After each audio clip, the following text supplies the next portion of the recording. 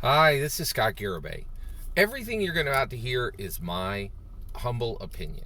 I'm looking at the facts on the ground and I'm doing the best I can to interpret those facts, and then I'm going to respond to the facts on the ground with my humble opinion through commentary. And then you have the opportunity to respond to my commentary with your comments below or with a response video right here on YouTube. That's how discourse works. Let's go forward. All right, so I, Scott Garibay, am predicting that on July 1st of 2024, Vladimir Putin will invade the United States of America with land, sea, and air forces, right? The same ones he's using to invade Europe today. Only it will be a bolstered force and a far more dangerous force. Yeah, absolutely. Okay. So with that said, I think that the American Dungeon Master is America's last great hope to get prepared to repel Vladimir Putin's dangerous, aggressive forces. And the way we would do that is American Dungeon Masters will create MOIRs, modern air raid wardens. That is an American citizen who is ready, capable, willing to do all military tasks without a military commission. Right? That's exactly what air raid wardens did in World War II. Britain set the model for us, right, to be ready for an invasion from Vladimir Putin. They taught us exactly how this is done. We can prepare MOIRs using Dungeons and Dragons today. So we can look at the facts on the ground as they're coming in, and we can use our influence as dungeon masters to make sure American citizens have been given emotional and intellectual encouragement to understand that they are the heroes that will make sure that we win, not U.S. soldiers, because U.S. soldiers can be commanded by a dem-dov president to not fight, right? And so really all that's really left is the citizens who cannot be told by their government not to fight, right? And so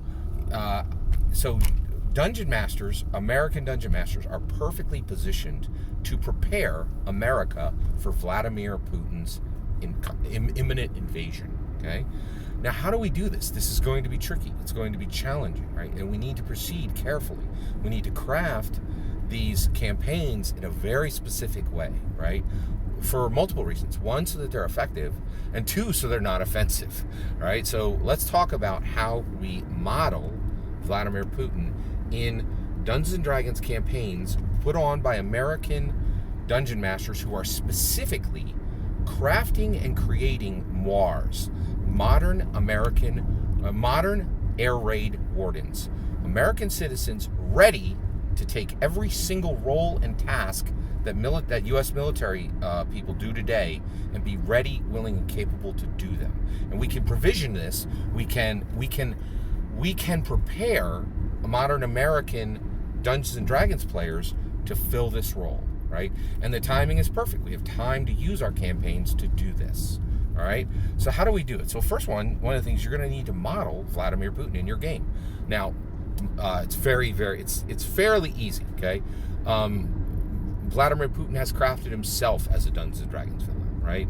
There are reports right now from multiple news sources that say that the way he has ordered people to treat Europeans is to shoot them in the back and bury them in mass graves. He is literally a D&D, like a Dungeons and Dragons style villain, quite literally, right? Like, only the atrocities he's doing would only come from a villain wizard, right? And so that's what you want to put him in as, right? So first of all, you need a name, right? Now his name is Putin. You want to reskin that. We're going to name him Zarfa, right? Zarfa is a human. That's very important. Make him a human wizard of lawful evil alignment. And I think that's very accurate to Vladimir Putin's actual alignment. I think he's definitely lawful evil, right? See me in the comments below if you think he's a different alignment. All right, so then next, so you now have, and wizard, clearly wizard, right? The plotting type, getting power from lots of different sources and using them for their own devices, right? And also wizards are like, laws do not apply to me. certainly not the physical laws of this world, nor any other laws generally, right? You know, and so just through magic itself, you have wizards just saying, I'm not even going to obey the laws of nature, right? I will break them, right? I won't obey the laws of science, the laws of physics, the laws of nature, nothing, right? That's a D&D wizard, right? All right. Next, so you have this human, lawful evil wizard, okay? He's going to be 16th level. Right, that's the level you should put him at, because that matches Putin. Putin is an incredibly capable opponent, right? Like, he's not stupid, he's not crazy, he is capable and dangerous and very, very smart. Okay, so you have all this, you know, going the way, you know, tracking forward the way it should, right? And so here's the next part. Zarfa is alone. No one helps Zarfa, okay?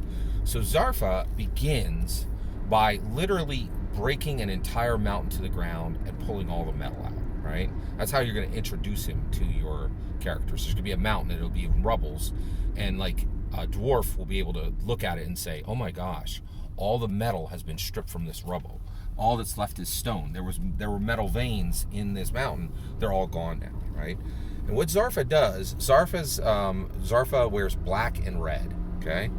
And all of his metal is dark, right? Black metal, right? And then what he does is he takes that metal, and this is the fun part for, you know, using Zarfa. He crafts it into humanoid figures, right, who serve him as soldiers and generals, right? And he just takes a bit of his power and puts a red floating sphere at the middle of all of his creations. So Zarfa has no friends and no allies. Zarfa is 100% alone. That models Putin. He has not a friend in the world. No one in this entire world cares for Putin. There are only people. He has a few people who have their hand out to him, and he literally puts millions or hundreds of millions or billions of dollars in their hand. There's not a person in this world who loves or cares about Vladimir Putin. All they care about, everybody who's within proximity of him, there's a new term for it, oligarch, is just people who are like, give me. And he does. He delivers, right? He delivers raw materials, raw wealth to people who are within his proximity who he wants to serve them. The way you're going to model this in Dungeons & Dragons is there's going to not be a single living being around or allied with Zarfa. Every single thing that serves Zarfa is a construct with a sphere of red magical energy at its center, right? Now, this is a good model because what it's going to do is you choose anything you want, any template you want throughout all 35 books of the Dungeons & Dragons 5th edition. So you could do Bandit Captain, right?